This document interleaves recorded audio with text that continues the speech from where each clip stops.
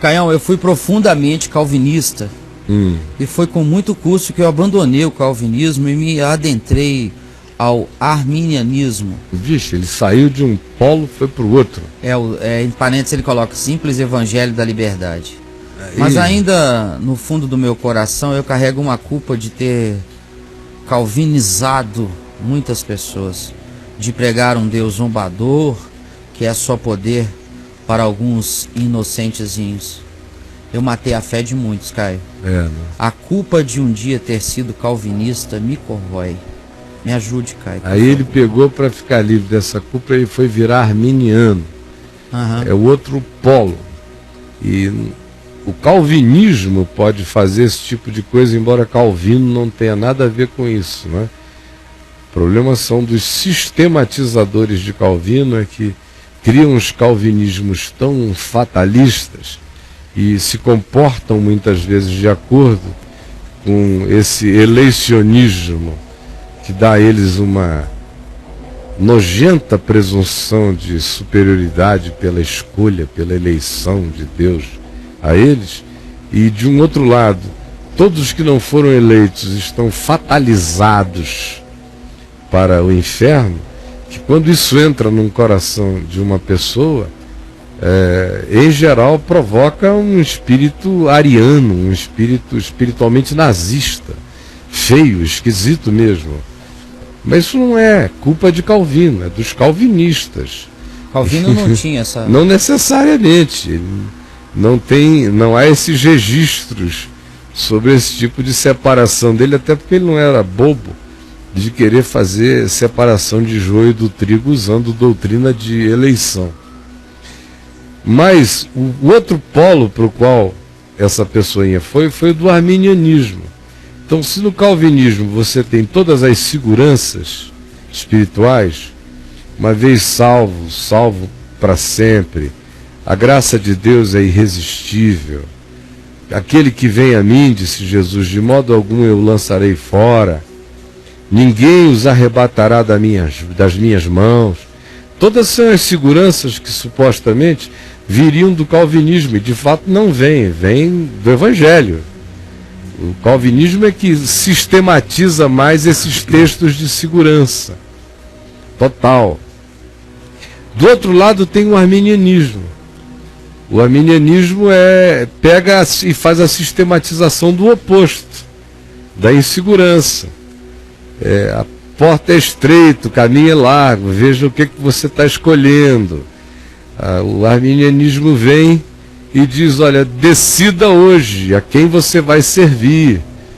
A decisão é sua. O arminianismo vem e diz, você pode tomar posse da salvação e perdê-la. Aí cita Hebreus capítulo 6, por exemplo, dizendo, é impossível renovar para arrependimento aqueles que um dia foram iluminados e provaram a boa palavra de Deus e os poderes do mundo vindouro e os dons celestiais e voltaram atrás, é impossível renová-los para arrependimento. Aí o arminianismo adora esse texto, diz, olha aqui, se você vacilar, rodou, dançou e não dá para recuperar você depois. Então tudo fica debaixo do poder humano, da decisão humana, das escolhas humanas, e gera também uma outra presunção, uma outra forma de presunção, que é a presunção de que eu me santifico, a presunção praticamente de que eu vou me salvando mesmo pelas minhas decisões completamente baseadas nas quais a graça de Deus age. Ou seja, Deus está sempre agindo depois da ação humana. Nunca a graça de Deus age antes da ação humana. A graça já é uma resposta a posteriori, já é uma reação divina a uma ação humana. Então já vai para o outro lado. Quando na realidade o nosso chamado não é nem para sermos calvinistas nem arminianos. Esses caras são invenções recentes na história da igreja. Calvino surgiu há 500 anos atrás, Armínio depois dele. E tem pouco tempo. Muito pouco tempo. A história da fé não lidou com essas angústias desse modo. E Jesus, que é a quem nós somos chamados a seguir, diz ambas as coisas. Porque eu preciso de ambas as coisas. Primeiro porque na minha mente essa coisa de que Deus é totalmente livre e me dá liberdade para eu ser completamente livre nos limites da minha relatividade de consciência de ser livre. Eu tenho liberdade para exercer o que eu consiga chamar e entender como liberdade. Conquanto essas duas realidades sejam reais, essas duas afirmações sejam fatos espirituais, mas a minha mente não tem o poder de fazer a síntese delas, como eu já tenho dito milhares de vezes aqui, sendo eu tão limitado ao tempo, espaço, a essa linhazinha do tempo que me diz que o passado foi ontem, o presente é hoje, o futuro é amanhã. Eu só consigo enxergar a realidade por esse condicionamento linear, espaço-temporal. E Deus que fala comigo na Escritura, meu Pai, Ele está para cima e para além de todas as referências. Tempo é um ente que é um acontecimento, é uma dimensão que existe nele. O não-tempo existe nele. Ele é o Pai da eternidade. Assim como Ele é o Pai do tempo, assim como o tempo nele não é tempo, assim como todas as coisas nele são tudo e tudo nele é nada. E eu não posso entender isso. No entanto, Ele fala essas duas dimensões para mim, para que eu saiba de um lado quem Ele é e como nele eu tenho segurança, e de outro lado, para que eu seja responsável com as minhas escolhas no dia a dia. Então, de um lado é aquele que vem a mim, ninguém o arrebatará das minhas mãos. Isso me dá uma segurança total. Mas de um outro lado, Jesus também pergunta: quereis vós retirar-vos? Que é para o homem firmar sua convicção e dizer: para quem iremos nós, Senhor? Só Tu tens as palavras da vida eterna. Então, primeiro eu lamento que ele tenha feito uma viagem do calvinismo para o arminianismo. Eu o convido a vir para o Evangelho.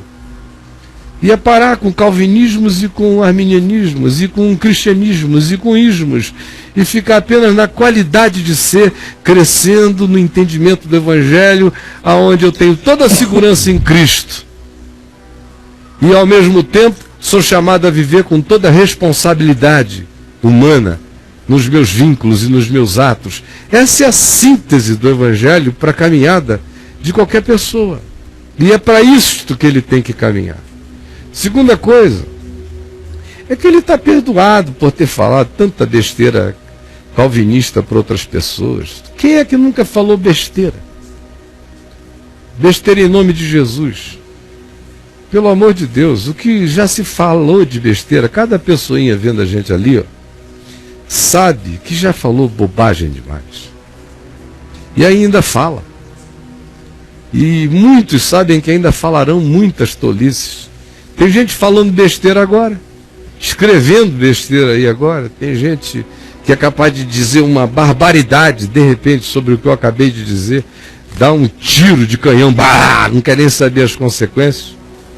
Porque não tem entendimento, não tem maturidade, não tem sobriedade, não tem serenidade, não tem sensatez, não tem calma interior, não tem nada disso. São entes apenas de pulsões, de impulsos.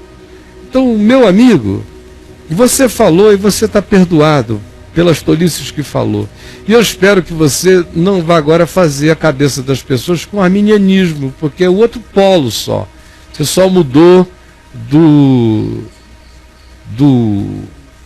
Alasca para o Acre.